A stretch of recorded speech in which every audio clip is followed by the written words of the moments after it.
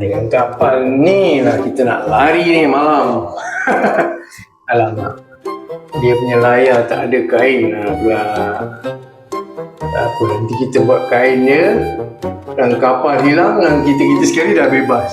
Macam, brother, bilik budak kerja kawasan. Layan We complete our chapter. Years learning hard way. Now we fulfill our master to serve society with our heart. Never let it still interfere. Nobody should stuck in gang and drugs. Done, live our life with cheer. Family, precious time. Climb for good under the hood. In the woods we stand stood. We tackle the mountain like we should. Didn't reach the summit. It's okay. We good.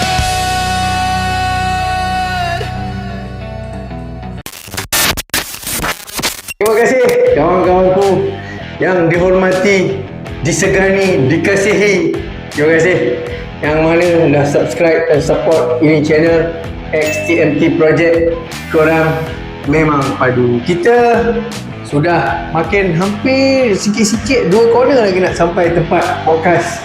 Jadi korang jangan lupa subscribe, komen, share, like, tapau habis. Baik.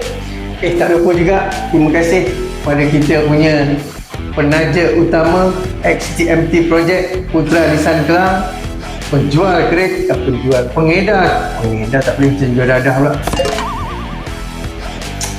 pakar loan kereta. Kau nak loan kereta apa, nak minta advice, link aku ada tinggalkan kat bio. Baik, brotherku semua, terima kasih Macam korang proses nak berhenti dah tercapai. Alamak, cerik beret. Biasalah, kau minum ketum dah berapa lama, Syar? Betul tak? Memanglah, cerik beret tu unevitable. Tak boleh dielakkan. Tapi proses tu sekejap je. Untuk masa 2 minggu pertama memang gitu. Hadap je lah, kita yang cari sakit. Betul lah, brother. Kita yang cari masalah. Baik, brotherku semua. Episod lepas kita dah banyak berbual tentang blok HA buat orang sakit. Ringkas je aku bagi, tak adalah secara mendetail sangat. Ringkas blok orang sakit ni dekat penjara macam mana, dia orang tinggal dekat mana, ada akses macam mana, bawa masuk dah memang tempat pesalah. Jadi bila duduk bilik sakit ke, bilik tak sakit ke, kepala otak ingat nak bawa dadah je, brother. Ini pengalaman bagi aku cukup berharga. Aku duduk reman hampir 4 tahun, duduk LLPK. Jadi bagi orang-orang yang tak suka dengan perkongsian kita ni, kita cakap macam mana pun, kau duduk jail berapa lama pun dia tak hargai juga. Tapi bagi orang yang mencari jalan pulang, betul tak? Benda ni satu benda yang bagi aku sangat berharga dalam hidup. Tambah-tambah pula dikongsikan. Jadi bagi korang-korang yang aku yakin dan percaya lagi berjauh perjalanan daripada aku kan, kongsilah. Kongsi dengan I, boy. Tak boleh nak kongsi buat channel sendiri, mai duduk sini. Kita buat perkongsian. Podcast ke, challenge ke kan. Jadi dapatlah manfaat pada orang lain. Daripada tak buat apa-apa, mengaku saja, alah ini masuk jail kerana ni dia. Orang pun bukan boleh cerita benda-benda yang terlalu sangat ekstrim, yang tak patut dicerita. Contoh, kau percaya pergi merompak sini berjaya. Takkan nak cerita saya. Kau dah insaf, dah bertobat, tutup buku, jangan ulang sudah lah. Apa nak cerita-cerita lah, bangga-bangga. Nak cakap orang ni power lah, tarik peti besi daripada tingkat 2 atas turun pakai pemadani. Alamak, kita pun ada banyak pengalaman cerita yang teruk-teruk macam tu. Tapi aku memilih untuk berkongsi benda-benda positif je. Harap faham Hari ni kita masuk ke bilik orang kaya. Bilik orang kerja kawasan orang kaya lah. Betul lah, brother. Kerja kawasan takkan lah tak kaya. Tempat meniaga semua simpan dalam bilik. Baik, kita hurai hari ni bilik kerja kawasan. Okey, di mana-mana blok, baik blok jatuh hukum ataupun blok reman, semua pun ada orang kerja. apa tugas yang membantu warden di dalam penjara. Jadi mereka ni diletaklah bilik asing walaupun tanpa gaji. Kita duduk reman, kerja kawasan tak ada gaji. Tak ada gaji. Selalunya orang akan cakap kerja kawasan makan korek. Makan korek. Sebab kalau tray ada 250 orang, dia tak hantar tepat dalam satu blok 250. Dia hantar 270. Dia lebihkan 10 tray, 15 tray. Dia lebihkan lah. Tapi tak adalah lebih banyak-banyak sangat. 5 tray, 8 tray, 10 tray. Jadi budak-budak yang kerja kat kawasan ni, ikan dapat makan 2, ayam 2 ketul seorang. Sebab mereka bekerja. Jadi warden yang order, bukannya dapur tu datang kira seorang-seorang. Dia tengok master berapa. Kalau master blok A 250 orang, sarjan order lah. Master blok A bila dia call kan, master makan, bila dah habis kutip bilangan orang semua, 260, dia lebihkan 10 untuk ni lah, anak-anak Dayak. Jadi mereka ni ada bilik khas dia, bilik asing daripada orang lain. Kalau kata ada 15 orang yang kerja dekat blok ni, jadi 15 orang lah duduk dalam bilik depan sekali. Macam mana keadaan bilik mereka? Kemas, baik. Semua pun baik-baik. Tak ada lah buat benda bukan-bukan. Tak ada lah. Sekali UKP datang cek, macam-macam kantoi. Jadi bilik mereka ni diasingkan sebab mudah untuk diakses. Jadi setiap pagi masa nak polling master pun, pegawai buka bilik kawasan dulu. Sebab nak tarik selak satu-satu pintu, kecuali jail kompleks lah. Kompleks sekarang kan dah moden, tekan dekat dia punya menara kawalan je, pintu terbuka semua. Tapi bukan semua jail dekat negara kita ni mampu buat macam tu. Ada setengah-setengah jail lagi buka selak je lagi, tang tung. Jadi nak tarik selak pun tangan sarjan-sarjan kita tengok pagi-pagi. Jadi buka selak bilik diorang dulu, tang, diorang tolong bukakan semua pintu. Kita tarik sendirilah, diorang tarik selak je, kita tarik sendiri keluar untuk polling master. Jadi bilik mereka siang hari tak ada orang. Kalau mereka hilang sekejap masuk bilik, sabuk. Bilik dia simple aja, kena jaga kebersihan juga, dengan box, dengan barang visit, dengan apa-apa sajalah keperluan, sama macam orang lain juga. Cuma mereka ni dalam bilik ada orang malam je. Malam ataupun yang kerja tu hari MC sakit. Tu pun kalau sakit berlarutan, kau pergi duduk blok ni lah, tak payah kerja lagi lah, tarik orang baru kerja kawasan. Okey, jadi dalam bilik mereka ni adalah sama macam bilik orang lain juga. Ada barang jumpa, sebab orang kerja kawasan pun keluarga datang jumpa juga. Datang jumpa, bukan tak datang jumpa, keluarga datang jumpa. Keluarga datang jumpa. Susah pula lah melekat sini. Tak buku tu lah keluarga datang jumpa. Jadi barang-barang jumpa dia, selain daripada yang keluarga datang jumpa, dia orang ni bukan mengepau, rajin meminta. Orang balik jumpa je, bagi satu. Jadi budak-budak pun bagilah, budak kawasan. Nanti senang nak minta ci ke, nak minta pinjam spak ke. Itulah kelebihan mereka ni. Jadi siapa-siapa yang kerja kawasan, yang kerja ni, bila diorang minta, orang tak terikut dia nak kasih. Sebab orang nak guna kau punya kederat, betul? Orang nak guna kau punya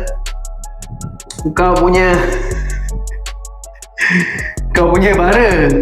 Orang nak guna. Jadi mewah lah. Dekat bilik ni boleh lah kata, dengan jam roti dia, dengan apa ni, budu kicap dia, dengan bermacam-macam lah. Bermacam-macam lah. Jadi apa aktiviti diorang ni setelah tutup bilik? Ni gua nak cerita. Aktiviti mereka setelah pintu bilik diselak. Dia orang pun duduk terkurung juga malam. Macam kita juga. Duduk dalam bilik lah malam, pintu kena selak. Takkanlah malam-malam kau jalan sana jalan sini lagi. Tak ada. Malam duduk bilik. Jadi setelah loceng Perdana petang berbunyi kring, ting ting ting ting ting.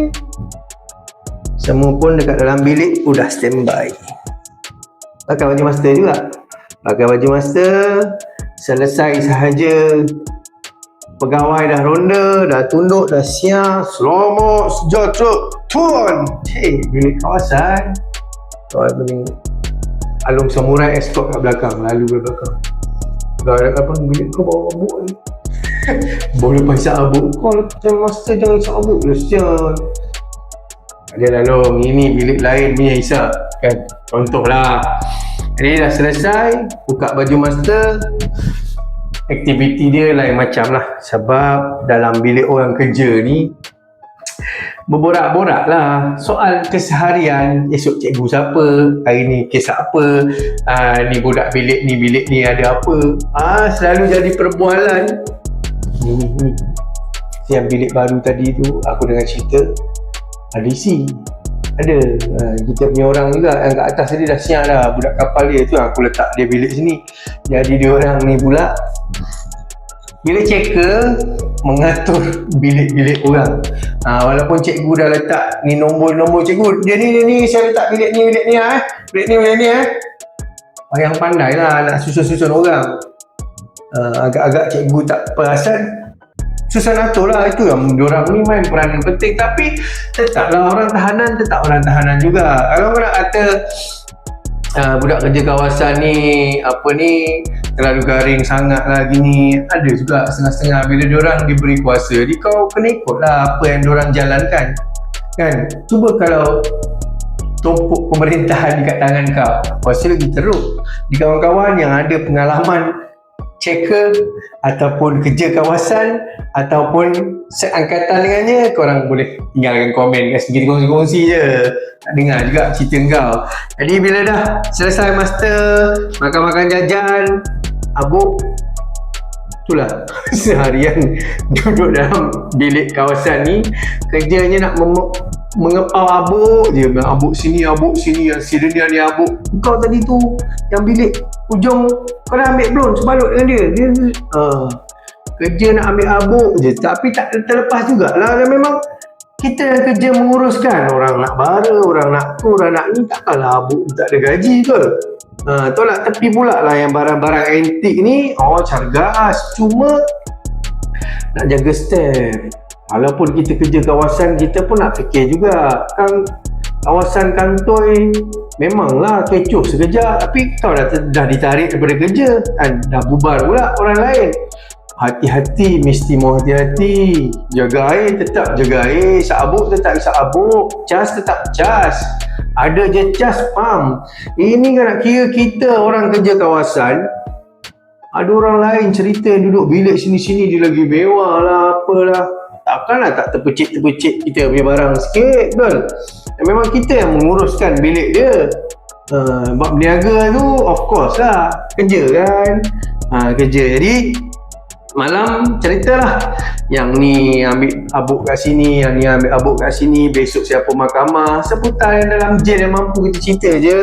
Yang head checker duk sibuk-sibuk garis dia punya buku logbook. Buku log memang setiap hari kena buat lah.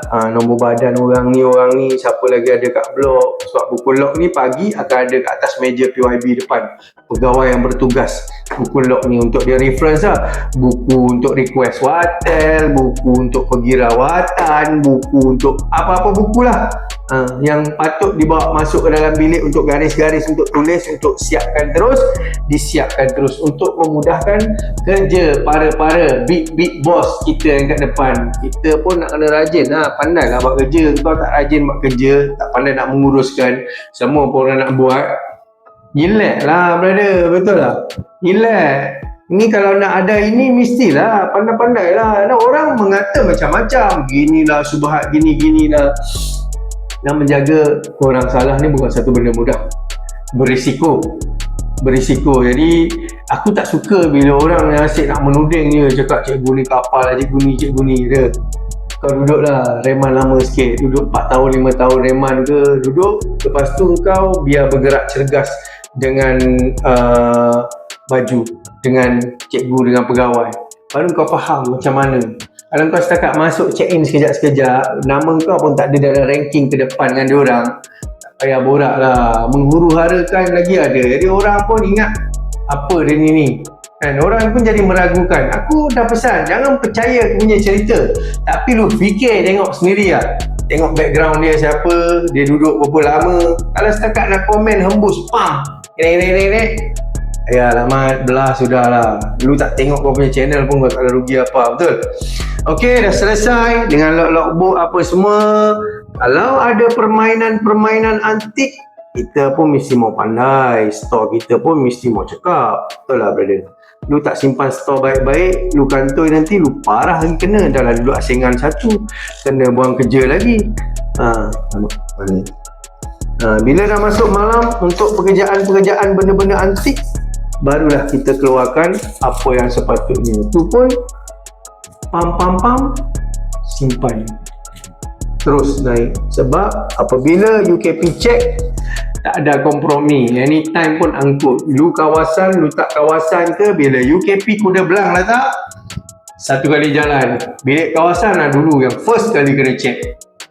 Balik depan sekali, depan bilik orang kerja ni depan sekali, pam dulu. Barulah bilik ke seterusnya, ke next lagi.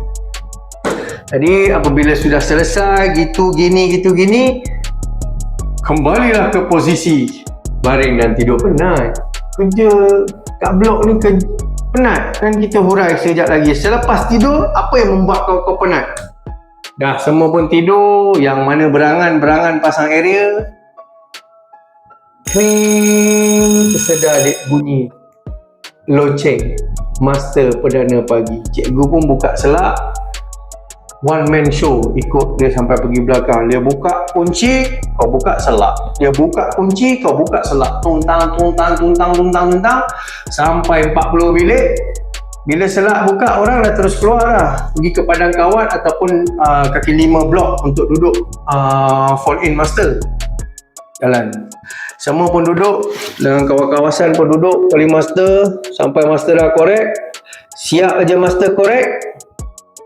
Yang mana mandi, pergi mandi cepat-cepat. Yang mana budak kawasan, kalau memang penjara macam aku duduk air molek, kita mandi kat kolah belakang. Lepas master je, master mandi first. 4 lane nak turunkan kasih mandi. Ambil masa dalam sejam, cepat-cepat cuci tong najis tu, cuci tong. Jadi budak-budak kawasan ni memang peranan lah. Yang mana sekejap lagi sarapan pula dah sampai. Okey, pergi kira mandi, kira gayung satu-satu. 1, 2, 3, sabun. Cepat sabun, tong jalan dulu. Selesai je mandi, urusan sarapan pagi pula. Yang mana tarik air sebab orang kan lap badan dalam blok. Kalau siapa pernah pergi kota jail dekat air molek, jadi kalau dia orang bawa tour dekat kolah belakang, lepas mandi bukannya lap badan dekat tepi kolah, tak lap badan tepi kolah, masuk ke dalam blok kat tengah-tengah antara line A dengan line B ni, berdiri kat situ, gosoklah lato-lato semua orang, gosok lato-lato dengan towel kecil good morning macam ni kan. Bukan macam towel kat rumah kau, towel besar ni je. Nak lap badan, nak lap muka, nak lap air semua, perah 3 kali 4 kali perah. Baru semua dah selesai, masuk bilik. Selak pintu lagi. Yang mana dah masuk, selak pintu, leni pula. Selak pintu, ambil masa dah lebih kurang sejam. 7.30 siap master, 8.30 siap semua mandi. Tolak sarapan masuk, penat. Bilik masa tu kosong, sekosong-kosong. Bilik orang kerja kosong lah, sebab semua pun dah buat aktiviti kat luar. Masuk sekejap, kita hantar budak dulu biasa. Dah siap semua pembagian makanan ni, hantar semua bilik dah siap. Dah tolak, kalau time bubur pula nak cedok satu-satu, tuang dalam gayung. Orang semua tak dah gayung je, tak dah koleh je depan bilik. Kita yang tarik, yang bagilah kalau ada 8 orang, buat 2 lane. Sini 2, seorang bubur, yang belakang TO ataupun teh ataupun kopi. Sambil yang ni jalan tarik tong biru drum tu kan, tuang. Selesai saja, kawasan pun makan. Memanglah dapat makan lebih sikit daripada orang lain, tapi penat babe. Penat. Dah duduk kawasan makan, agak-agak kan pagi kan, belum ada pergerakan lagi, orang pergi jumpa pun tak ada lagi, baru pukul 8.30. Belum ada lagi. Pada sebelum aku sambung, aku nak ingatkan korang dulu, tolong subscribe ini channel, like, komen, share dan support XTMT Project. Loan kereta jangan lupa, Putran Sakalan, gua punya brother. Okey, jadi dah selesai kawasan semua pemakan. Kita pun siang lah, kita punya budak seorang kan, kawasan 5 orang, kecil yang dah siap makan dulu. Kita pun faham lah bila tengok PYB pun dah turun pergi minum.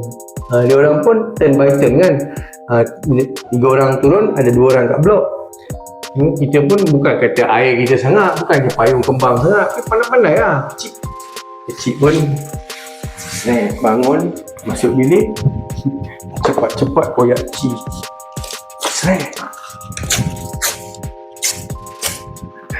Kecil ni tugas. Dia dah siap balok abuk dia, sambil-sambil seorang pergi duduk lepak kat depan berbual.